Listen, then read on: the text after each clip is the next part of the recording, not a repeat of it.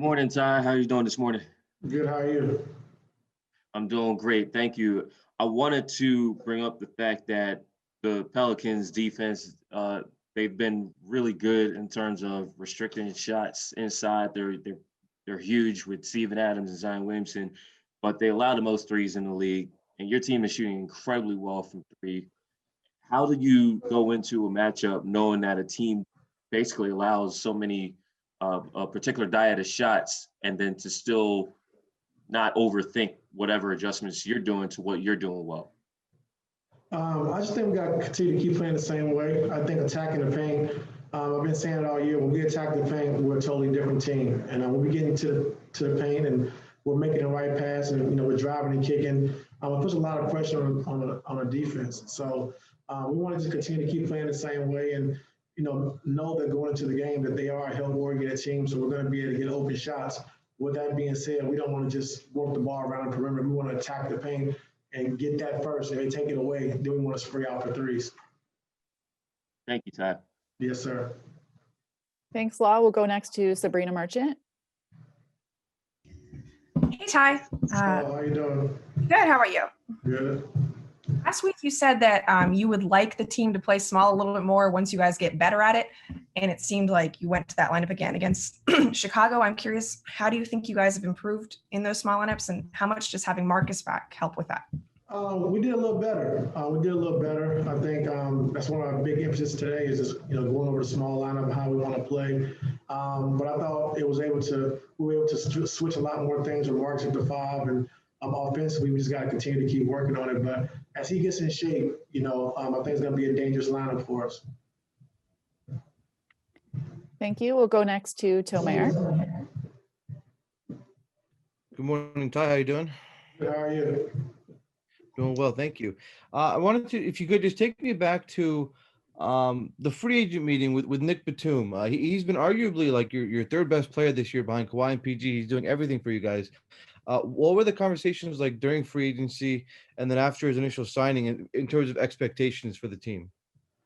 Well, we knew with Marcus being out that he's going to come in and start right away. But just his basketball IQ and just needing his passing ability, I think, him being 6'9" and be able to see over the defense and the way he can pass the basketball, I thought would be huge for us, especially playing him at the elbows. We run our little elbow sets, and he's doing a great job of making those plays and passing. So it's kind of like having a 6'9" point guard, but more so on the catch instead of on the move. And he's been doing a tremendous job of that. And then also the biggest thing for us, he's been making some big shots down the stretch. I think 3 games where teams were on big runs, he's made big threes to kind of solidify the game for us. Even against Chicago, we made the 4-point play, was huge for us. So just timely baskets, timely cuts, rebounding the basketball, being able to defend 4 or 5 different positions. He's been huge. And those are the things we talked about in free agency with him before he signed. That's how I wanted to use him. And, Marcus being out initially, there's probably a little bit more minutes than he expected, but, we got to do what we got to do.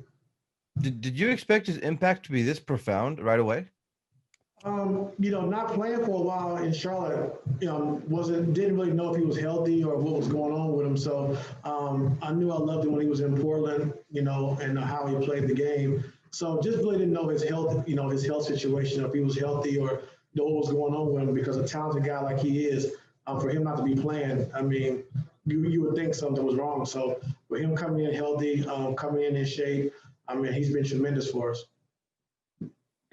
Thank you. Next up, Miriam. Hey, Ty. Good morning, man. Good morning. All right. So on Nick, I mean, beyond his, these big, his IQ and his big shot making, I mean, what's he been like sort of for the interpersonal part of the team? It seems like everybody really loves him. Yeah, everybody likes him a lot. And then I just think he's one of the guys that can tell the truth. And, when we're not moving the basketball, when we're not playing the right way, he's the first one to speak up. We got to move the ball. We got to do this. We got to do that, defensively. And so the guys listen to him, and they look up to him like he's a veteran, which he is. But I mean, just only being 31 years old, he speaks to the guys that are listening like he's, 35, 36 years old. So that's good to have. And it's good that he's able to share his opinions when things are not going well. Very cool. And obviously that everybody on the bench went wild with, I mean, it was a big shot, but it seemed like everybody was especially excited to see him knock that down the last game. Yeah, I think when you play the right way and you're a good person, I think guys, they're going to cheer for you. And he's been great for our team. The guy, like I said, the guys love him. They love playing with him, but they love what he stands for. And it's just great to have him on our team. Thanks so much, Ty. Thank you. Next, Melissa. Hey Ty, how are you doing? Good, how are you? Good. I'm curious with COVID exploding, especially here in LA, and so many games being postponed around the league. What's your comfort level with things right now?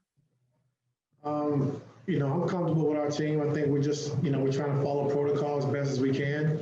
We know it's tough times, it's a tough situation, but, we just got to focus on every game. And if, something happens where it gets postponed, then we got to be able to adapt to that situation as well. But we want to just follow the NBA protocol, do what we keep doing what we've been doing, and hopefully it doesn't happen to us. Thank you. We have time for one more question. It'll be Justin Russo.